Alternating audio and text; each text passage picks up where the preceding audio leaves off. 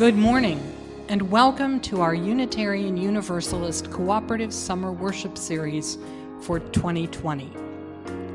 I'm Kendall Gibbons, Senior Minister at the All Souls UU Church in Kansas City, Missouri. When our congregations pivoted suddenly to online worship back in March, in response to the outbreak of the coronavirus pandemic, we all had to invent new formats and adapt to new technologies instantly.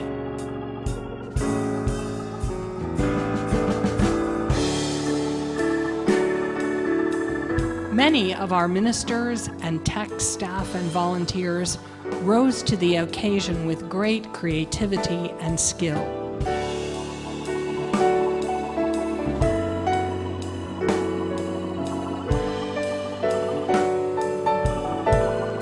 Now, during our traditional summer break and study time, we take this opportunity to share our discoveries and learn from each other through a series of virtual visits to Sunday services with a cluster of our neighbor congregations.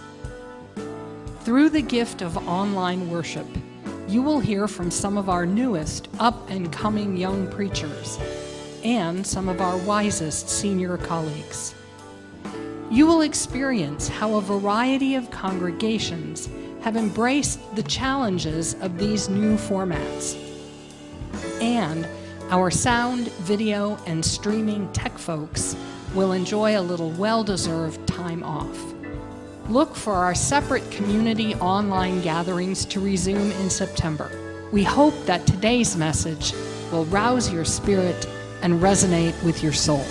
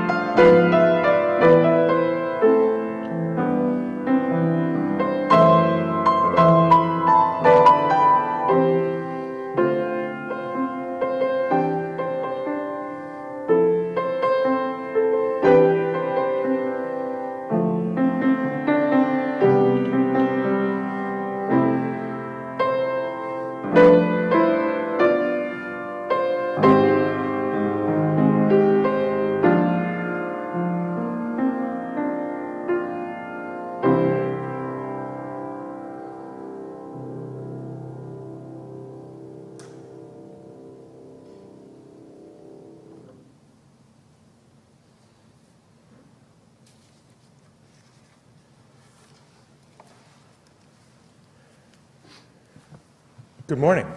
I'm Matthew Johnson, Senior Minister of the Unitarian Universalist Church in Rockford, Illinois.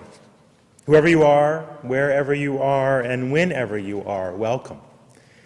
Whether you are grieving, sad, hopeful, tired, persistent, curious, wondering, holding on, thriving, or all of the above, welcome. We're coming to you from the sanctuary at the Unitarian Universalist Church in Rockford, Illinois. With me today is Tim Anderson, my colleague in worship and the music director at the church, and Lindsay Dunn, our director of religious education, who's off screen to my right at the moment, and Autumn Powell, our office manager in the back of the hall, running the technology for us. Our worship associate, Con Elke, has pre-recorded their testimony, which you'll hear later in the service.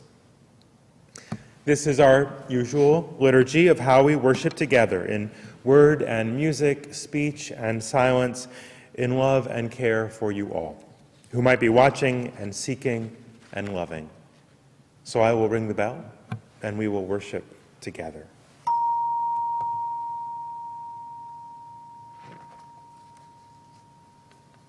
We'll begin with singing this morning. Tim will play and sing. We're going to sing the chorus and the first verse of There Is a Balm in Gilead, an African-American spiritual about the potential of God's healing when the world is off balance and not well and unjust, and how much power there is in that hope. There is a balm in Gilead, and I invite you to sing along.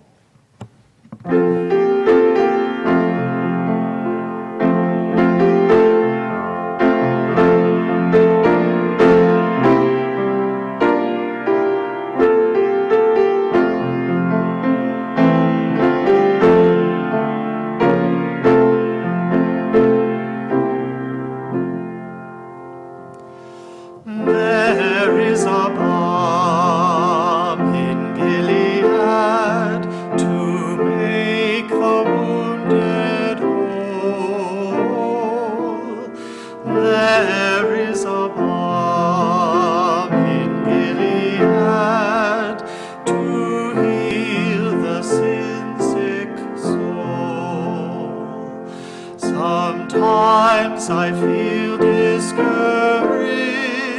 and think my work's in vain, but then the Holy Spirit revives my soul again. There is a balm in Gilead to make the wounded whole. There is a balm in Gilead to heal the sin-sick soul.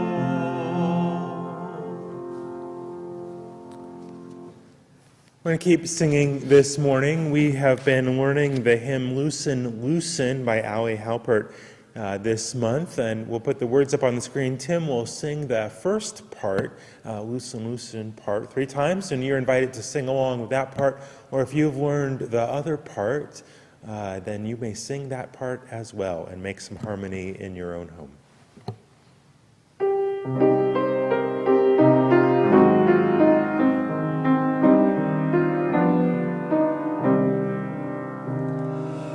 Loosen, loosen, baby, you don't have to carry the weight of the world in your muscles and bones. Let go, let go, let go.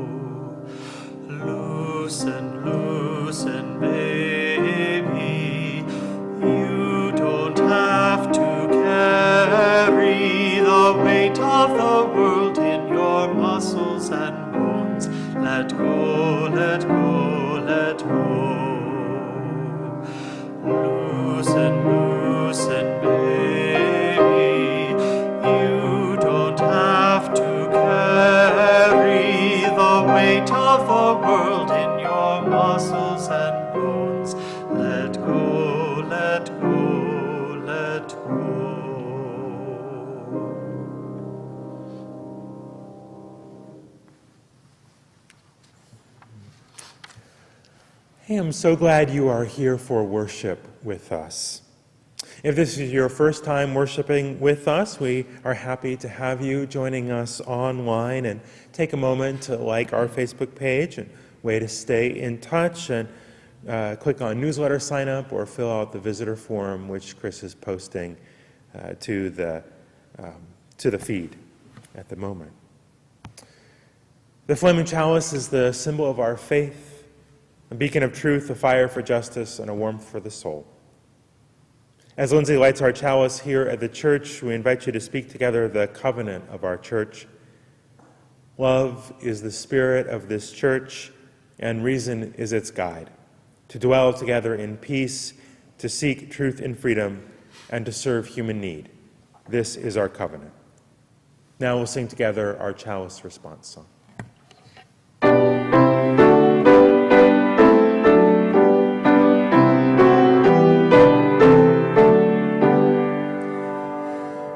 May love shine forth through us today. May light of reason guide our way. May beauty, truth, and joy become a flame that burns in every one.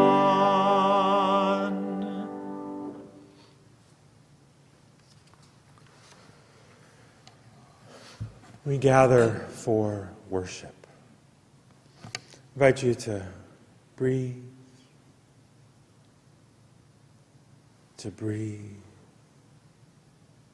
Settle in where you are. Notice what's near you. A loved one,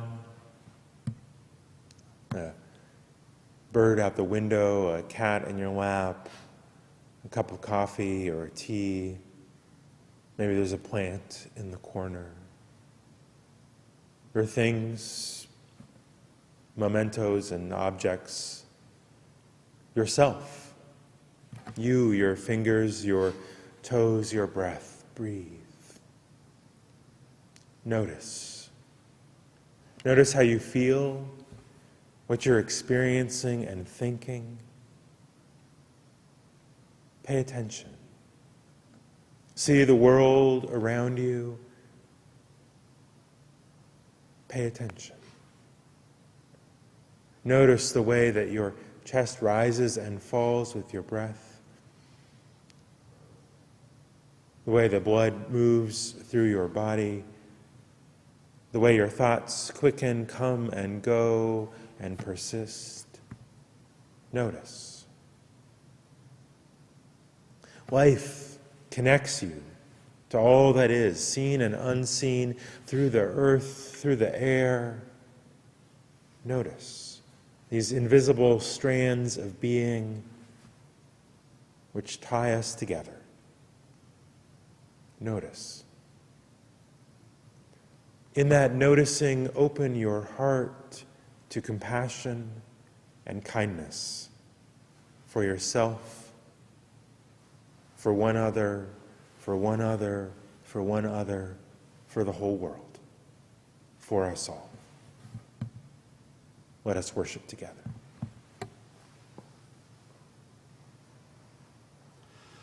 May we be filled with loving kindness. May we be well. May we be filled with loving kindness.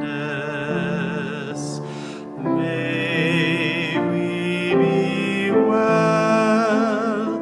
May we be peaceful and at ease. May we be whole.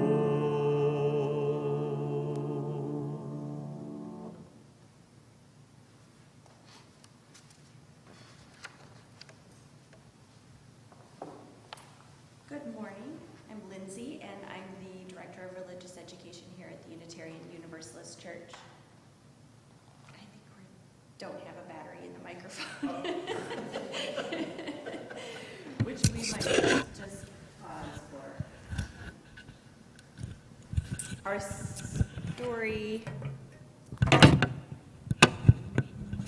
story this morning is The Heart and the Bottle by Oliver Jeffers.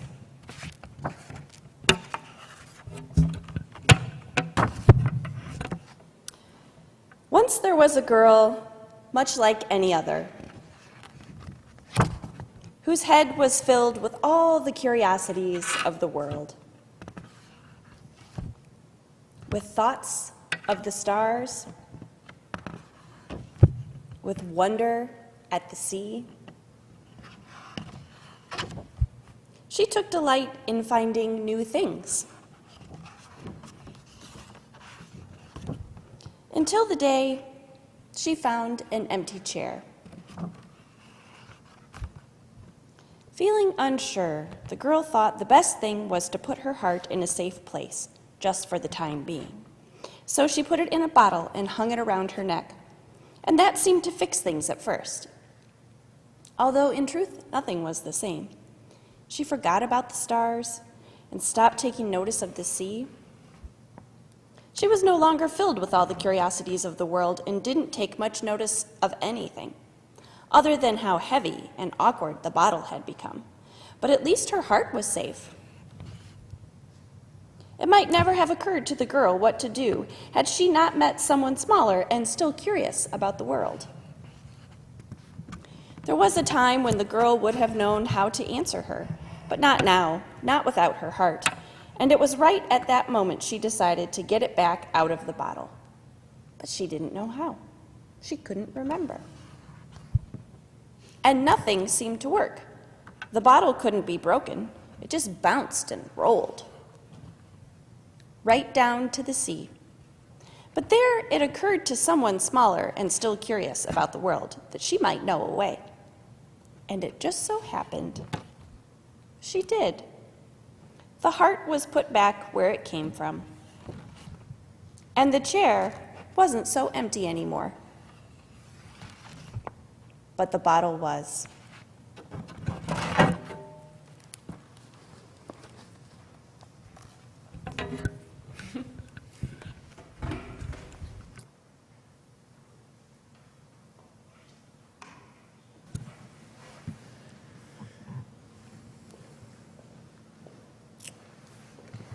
We have some things coming up in the life of the church to let you know about. We are doing a wonderful Wednesday each week at 7 o'clock on Zoom. And the next 2 Wednesdays, our member Carol Hunter is going to do an adaptation of a class she's offered at the Center for Learning and Retirement on 4-season gardening. If you're thinking, gosh, if I'm going to be at home, I want to dig into this garden and get it to work all year round, this is the class for you. So there'll be information in the newsletter Tuesday, 7 o'clock, Wednesday, the next 2 weeks on that.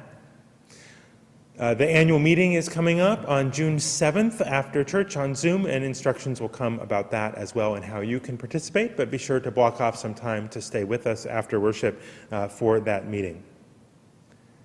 Please do check in with each other. If you're thinking of someone you usually see at coffee hour or around church, or someone you've been wondering how they are, call them up, send a note, reach out to one another. Please reach out to me if you need anything. If you're a member of the church, or you got laid off or lost tip or gig income or struggling, need support in any way, let me know. Folks have been generous with their contributions to our discretionary fund, but not with their asks. So if you have an ask, let me know. We can help you out. We are working from home mostly still, but we are available by email and phone for you. Every week we take up an offering to support the work of justice and mercy in the world. 80% of what we collect today will go to Circle of Change. This is an organization that works with veterans and also to connect them with dogs, which is lovely, and they work with each other to support each other's mutual healing. And it's a great organization. If you want to offer your support, you can select Share the Plate. You can give online by texting the number on the screen or by going to uurockford.org/donate. Select Share the Plate to give to Circle of Change this morning. If you're in the habit of making your gifts on Sunday when you are present, you can make that gift online or send a check into the church by mail. Please do help us keep our staff and our operations funded, even though we are not in person together. The offering will now be given and received.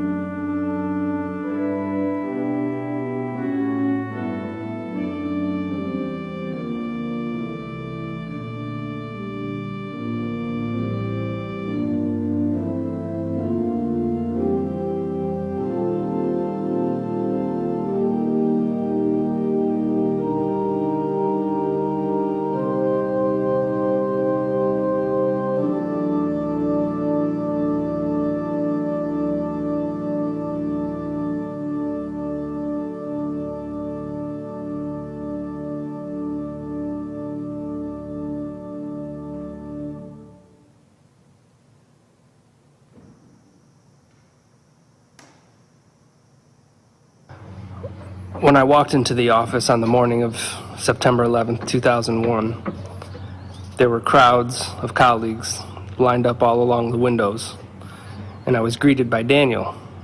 "Did you hear what happened?" he said. And I had just been on the train, and I had no clue. And as I looked out of our 12th floor office window directly into the skyline of New York City, I could see the smoke pluming from the towers in plain sight. I remember looking up every so often in between emailing my family and talking with coworkers. Looking up 1 minute, the towers were there. I looked up again and they were gone. Once the announcement was made that they were excusing everyone from work, I headed for the train. And I don't remember it being particularly crowded for some reason, but after about 20-25 minutes of what normally would be a 50-minute train ride, the conductor announced that all transportation into the city was stopping and that the next stop would be the last.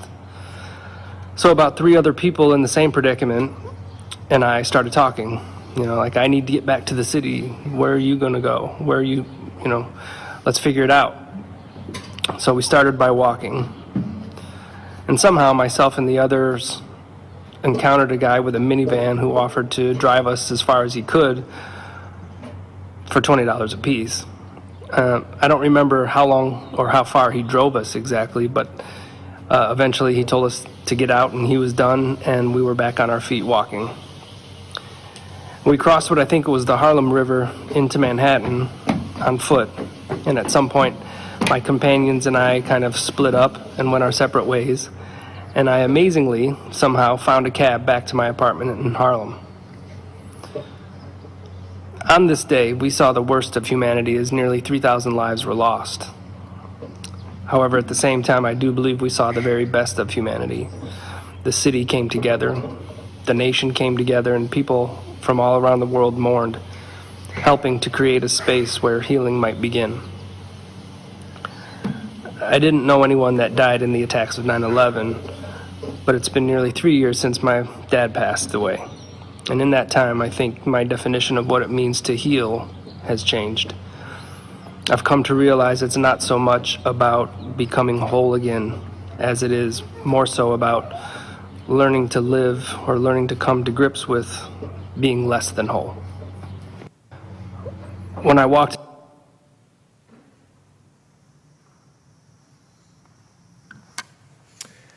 Thank you, Con.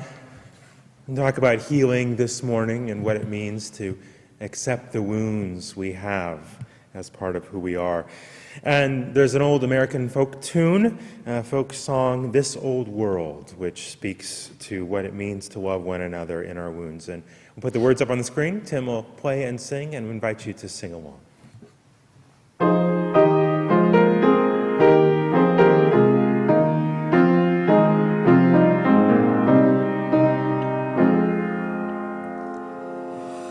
This old world is full of sorrow, full of sickness, weak and sore.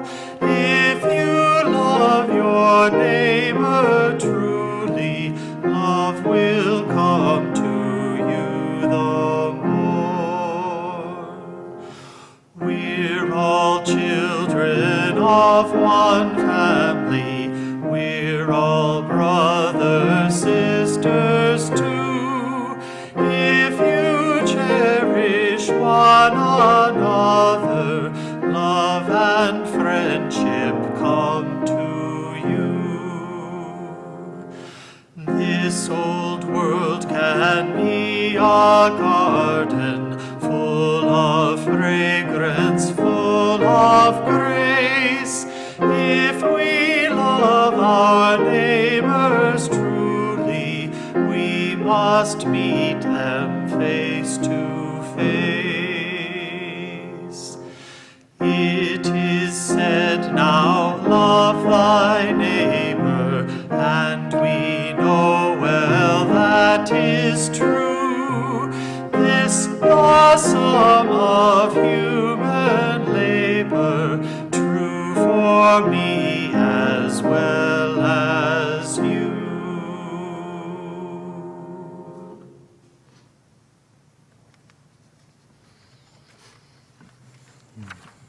Thank you, Tim. I want to share two readings with you this morning, two of my very favorite poems, and I think I love them both because they speak to this question of what it means to heal with wisdom. The first is a poem by Naomi Shihab Nye entitled Kindness. Before you know what kindness really is, you must lose things. Feel the future dissolve in a moment like salt in a weakened broth. What you held in your hand, what you counted and carefully saved, all this must go, so you know how desolate the landscape can be between the regions of kindness. How you ride and ride, thinking the bus will never stop. The passengers eating maize and chicken will stare out the window forever. Before you learn the tender gravity of kindness, you must travel where the Indian in a white poncho lies dead by the side of the road. You must see how this could be you, how he too was someone who journeyed through the night with plans and the simple breath that kept him alive. Before you know kindness as the deepest thing inside, you must know sorrow as the other deepest thing. You must wake up with sorrow. You must speak it till your voice catches the thread of all sorrows and you see the size of the cloth. Then it is only kindness that makes sense anymore, only kindness that ties your shoes and sends you out into the day to gaze ahead, to gaze at bread. Only kindness that raises its head from the crowd of the world to say, "It is I you have been looking for," and then goes with you everywhere like a shadow or a friend.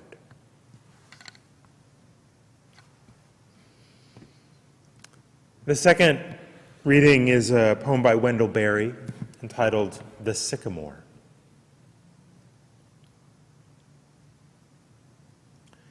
In the place that is my own place, whose earth I am shaped in and must bear, there is an old tree growing, a great sycamore that is a wondrous healer of itself. Fences have been tied to it, nails driven into it, hacks and whittles cut in it. The lightning has burned it. There is no year it has flourished in that has not harmed it. There is a hollow in it that is its death, though its living brims whitely at the lip of the darkness and flows outward. Over all its scars has come the seamless white of the bark. It bears the gnarls of its history healed over.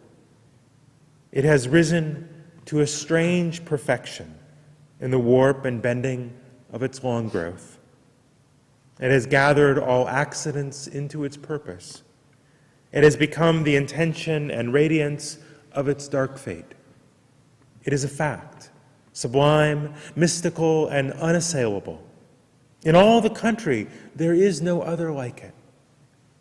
I recognize in it a principle, an indwelling, the same as itself and greater, that I would be ruled by. I see that it stands in its place and feeds upon it, and is fed upon, and is native and maker. Thus ends the readings. I invite you into a time of meditation and prayer. Again, to breathe.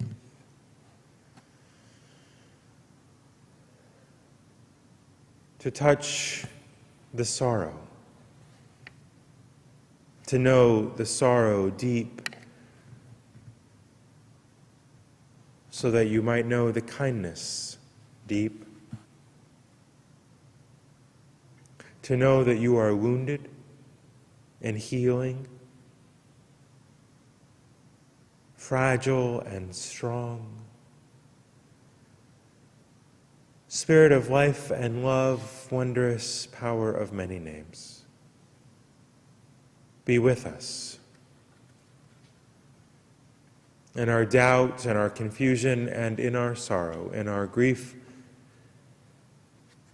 Be with us in our lying down and our rising up, in our compassion and our service and our love. Be with us when we need to rest, and be with us when it is time to do. Be with those who mourn around the world today, who mourn the loss of those they love because of violence, cruelty, want. Be with us all as we dig deep into our sorrow and our kindness to build better a world of justice and mercy for all. Amen.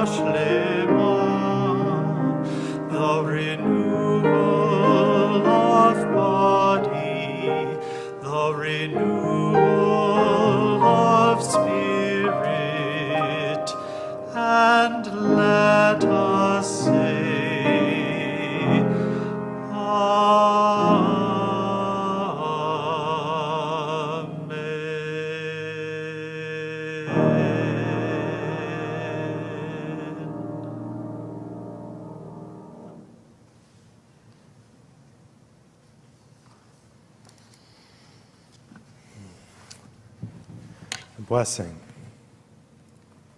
God of our ancestors, this is a prayer for all those who are ill. May they be held in compassion. May they be renewed in spirit and in body. A prayer for healing. A prayer for renewal. A prayer for the body and the spirit. Today, we're talking about healing, about a renewal of the spirit and the body. our own individual body, our own spirit, and ours together. Our collective body, our collective spirit, our faith, Unitarian Universalism, our nation, our whole world. For we are not well. We are troubled. We grieve, we struggle, and we come needing renewal. What does renewal look like? How do we heal from trauma, from individual and collective trauma? Where do we go from here? How do we gain that strange perfection, our wounds healed over, gather our accidents into our purpose, stronger and more just, more resilient than we have been? I am on a lot of Zoom calls with faith leaders and civic leaders, and I keep hearing phrases like, we have to build better than we were. When we talk about the new normal we're headed toward rather than the old normal of where we were. We say the inequities, the failures of our global society have been hyper-illuminated, and now we must do something. That's a good phrase, hyper-illuminated. That's a true phrase. The patient, all of us, we have been ill with greed and inequality, with environmental collapse and pollution, ill with hopelessness and rage for a long time. But now these underlying conditions have been hyper-illuminated. So how do we heal? How do we heal ourselves and our world in body and in spirit? A metaphor. I love maps. I have old maps in my house and in my office. Maps are not the territory, but they give a suggestion of where we go from here, what the road looks like, what to pack, where to turn, how long it might take. This journey of healing is not a stroll around the block. We need to pack and know our route, and we need to know that this will take time. Plenty of time. The road to healing is acknowledging our tragedy and taking the time it takes. Tragedy plus time. It was Steve Allen, the comedian and inventor of the late-night talk show, who said that the formula for comedy was tragedy plus time. Makes me think of a line from the Indigo Girls, if you can't laugh at yourself, you'll cry your eyes out. Now, I am the last person to say that we should not experience grief, that we don't sometimes need to cry our eyes out. But laughter is important too, and joy is important too. Sorrow and joy are not opposites, but connected. The story today illustrates this perfectly. She protects her heart from sorrow by putting it in a glass jar. But then she can't get it out. She can't feel joy or new beginnings either. You can't get stuck in grief, but if we don't grieve, if we don't cry our eyes out, we will not heal from trauma and tragedy. On the map, this is the first stop on the journey of healing. Mourn the losses. Weep. Express your sorrow. In our collective grief, we must mourn. And this feels like it's missing, isn't it? The New York Times puts the names of 1% of those who have died on the front, and we weep because we have not mourned. One of the historic jobs of the President of the United States is mourner-in-chief. It's a job that Bill Clinton did after Oklahoma City, and were we not blessed by the tears that Barack Obama shed at Mother Emanuel Church? And now, almost nothing.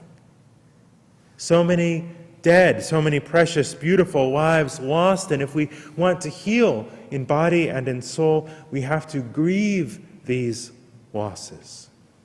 Name them. Know them. Weep for them. We can't put our heart in jars. On the map, this is the first way station, grief. And we must go there and do what must be done there. There's a path from that place, swings off up into the mountains. It circles around endlessly up there with destinations like denial, refusal to face facts, conspiracy thinking, magical thinking, and the like. We can't go that way. Some are. Some are up there going round and round, but let's not. Let's not go that way, because the guides, the ancient and modern guides, those who have made this trip, they warn us, up that way leads nothing good. No healing in body and soul. You have to come down out of those mountains. If you're up there, come down out of those mountains and rejoin the journey.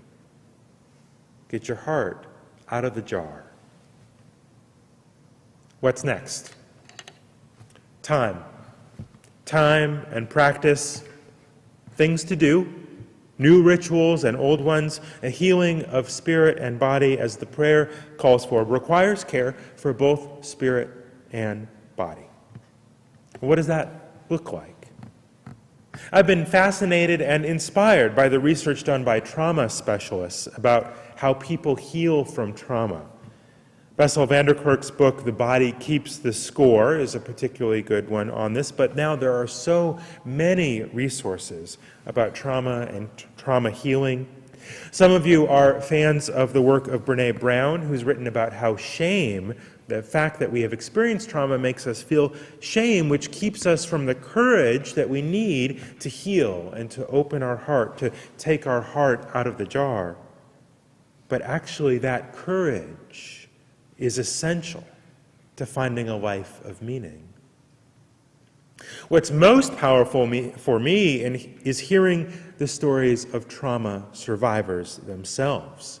Survivors of violence, neglect, oppression, both individuals and whole communities, particularly including the descendants of enslaved Africans, indigenous people, and people who've survived domestic violence. The research and the stories tell us some of the next steps on the journey toward healing. One of those places that the road goes to in that next part is a place we might call loving the body. There's a whole part of the map of healing called loving the body, your body. Exercise, especially things that require balance, like yoga or dance and so forth, is very powerful in healing from tragedy. The research about this is remarkable. Moving gently and with love through the world. Eating things that honestly feel good to you. This really helps. Eat well, move well, sleep well. Those things cannot be underestimated when it comes to healing from trauma, because we are bodies, not just minds. Part of loving your body is touch. And that's hard now for many folks. When some are separated from their friends who hug, we don't get to hold hands at church together. People are apart from their massage therapist or their grandchildren. And some of you maybe in places where getting healthy, loving touch is a real challenge. But as we heal, as we rebuild, renew, especially when our bodies are starved for touch, finding ways to get and give good, healthy, consensual touch will be so important. It is an essential part of healing of body and soul. Next to the area loving your body on the map is a whole area called Be Creative. On some of the old maps, the faded ones, it's just called Have Fun. Some of the professional descendants of the aforementioned Steve Allen, the late-night host, have been giving this to us to see, getting the band to make music from their homes with whatever they happen to have on hand, surprising Zoom calls to high school graduates, laughter and joy, and sharing some good news. They know that tragedy plus time can get you to comedy and back to life. But you don't have to watch others be creative and just sit there. What's your own fun to have, to make, art to create, a garden to tend and watch the flowers bloom? This isn't about distracting yourself. When we're creative and joyful, we actually knit the torn parts of our brain back together. Or to put it another way, creativity and joy and art and fun reminds us and recreates in us a fuller humanity, restores our soul to its larger and truer nature. We are not just our pain. We are also our joy. We are our tears, but we are also our laughter. In this whole area of the map, next to love your body and be creative, is a beautiful but slightly dangerous area called kindness. Kindness. It's dangerous because if we leap to this place without thoughtfulness or intentionality, we risk causing more harm. We need to process our stuff. But it's also very, very clear that you cannot heal from tragedy as an individual, and we absolutely cannot heal as a society without making justice, showing mercy, and living with kindness. May you be filled with loving kindness, the Buddhist mantra. May we all be filled with loving kindness. And as Naomi Shihab Nye writes so beautifully, to know what kindness really is, you have to lose things. You have to know that you have lost things, to know that sorrow is real. And this collective humanity, this friend or shadow that goes with us, fills our hearts and motivates our actions. The journey to healing our collective trauma must include the work of loving kindness, of changed hearts and a changed world. In honor of our losses, as a way to make meaning, we must build a better world. Filled with the spirit of kindness, we might work to improve public health or childcare systems, devote ourselves to electing better leaders, or to caring for the sick. We might focus on vibrant neighborhoods or on serving our congregation, who we value in a whole new way. Or it may just be how we carry ourselves in the world, with more compassion, more mercy, more sweetness, more humility. This old world, they say, is full of sorrow. If you love your neighbor, love will come to you. To all of us, the more. The world can be a garden full of grace if we love one another with genuine kindness. On the map, the road that connects these areas, love your body, be creative, loving kindness, the road that connects these areas is called spiritual healing. There is a balm in Gilead, a source of hope. That song with which we began this morning is a powerful African-American spiritual reminder that the holy power of God would heal you, would roll down like waters and bring justice and a new world. When we are sinking down, love can come to us. Helps if we get our hearts out of our jars, prepare ourselves, serve that spirit of love. We call the road spiritual healing because taking this road invites us to recall that we are loved, that we are part of this great universe, that we are worthy and sacred. Each theology, each faith names this in a different way. A child of God, filled with Buddha nature, stardust, the beloved of the ancestors, a member of the human family, part of the circle of life. Call it what you will, name it what you must, but remember that your healing is important, that you are worthy of healing, that you can heal. We all are, everyone. We collectively are worthy of healing. I refuse to give in to the despair and the nihilism that says there's nothing we can do, that humans are the real virus, that we should give up on a better world. That is not my faith. That is not our faith. We are called to be a people of hope, but let us make it a real hope, a deep hope, a hope born of grief and love and art and mercy. A hope that together we can do better, that we can clean off the muck and the dust and with friends gathered round, meet the day we are given.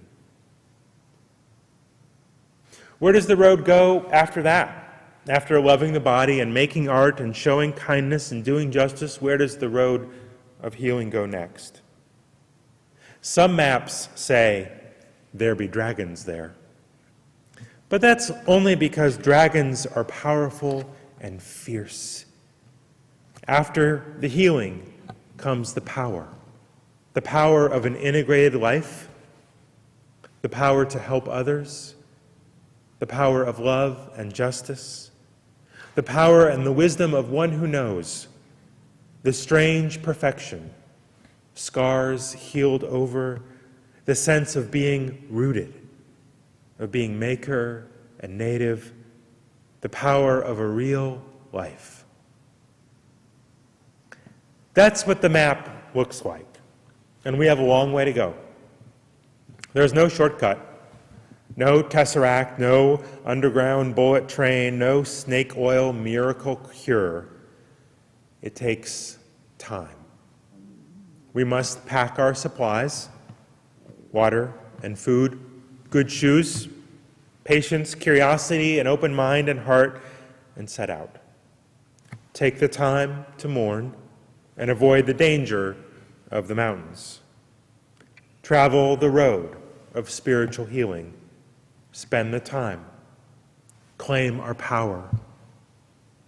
That's what the future looks like. What is before us, what we can do, what we must do, so that with wondrous love, we can make anew the world we long for. It will take time. Let us begin today. Let us sing together, What Wondrous Love. Tim will play and sing. We invite you to sing along at home.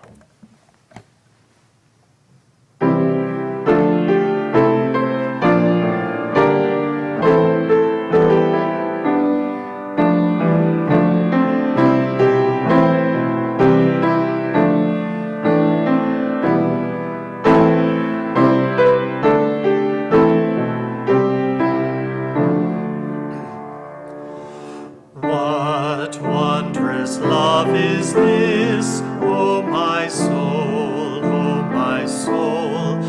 What wondrous love is this, O my soul?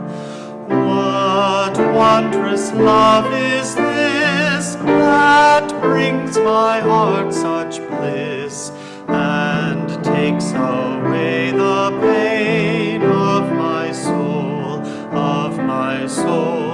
and takes away the pain of my soul. When I was sinking down, sinking down, sinking down, when I was sinking down, sinking down,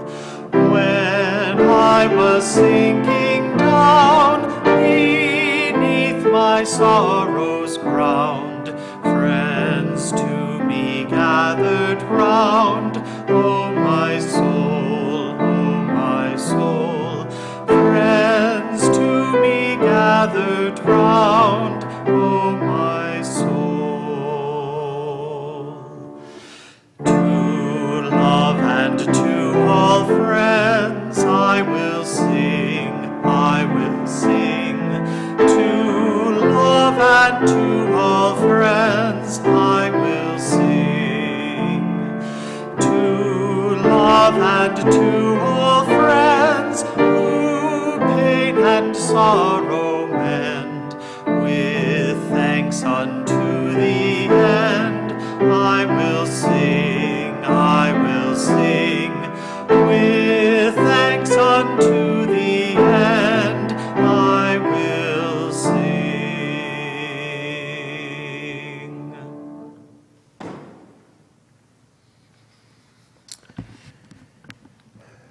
Here at the sanctuary, we will extinguish our chalice. We invite you to do the same at home if you lit one at home. But we extinguish not the light of truth, the warmth of community, or the fire of commitment. These things we carry with us until we are together again. The words of our benediction from the Reverend Frederick Gillis. May the love which overcomes all differences, which heals all wounds, which puts to flight all fears, which reconciles all who are separated, be in us and among us, now and always. We hope you'll join the virtual coffee hour in a few minutes. It'd be lovely to see your faces. We'll sing together our sung blessing.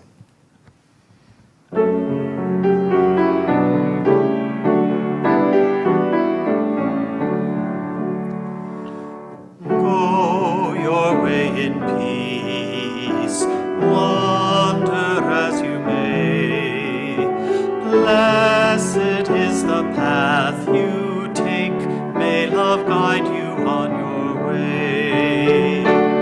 Go our way in peace, wander as we may. Blessed is the path we take, may love guide us on our way.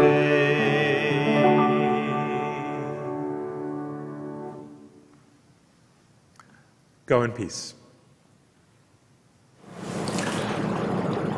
Just a few announcements as we move toward the end of our time together this morning. If you have not yet had a chance to pick up a yard sign, we're putting out the signs that we still have in stock at the church this afternoon from noon to 5 o'clock. They're going fast, so come by to 6300 A Street while there are still some left. Next week, we'll continue with this UU Summer Worship Cooperative Series as we're hosted by Marion Stewart and the First UU Church of Columbus, Ohio. Marion is preaching on the journey for a better world, diving deeply into the writings of James Baldwin. One of the reasons we're doing this worship series over the summer is to give us some time to think about the coming church year. We're in a state of flux right now, and we want to be intentional about asking, 4 months into this pandemic, what's working well? What might we be doing better? And most importantly, what do we want this next year together to look like? Over the next few weeks, you'll have some opportunities to be a part of that planning. There's a survey that's in development, as well as a series of town halls for us to touch base with each other. We'll announce more information as the dates get firmed up, but for now, start thinking about what you want this community to be in the next year, and what you might do to help make that happen. Lastly, it is our practice every Sunday to take up a collection to support the programming of this church and our partners in the broader community. The offering is a symbol. We give of ourselves in many ways, just as we grow in many ways through our presence in the community. As the last song plays, consider sending in a donation to the church via text. You can text UC Lincoln and the amount that you wish to give to 73256. That's UC Lincoln, space, the amount you wish to give to 73256. Thank you for your presence this morning, and we will see you next week.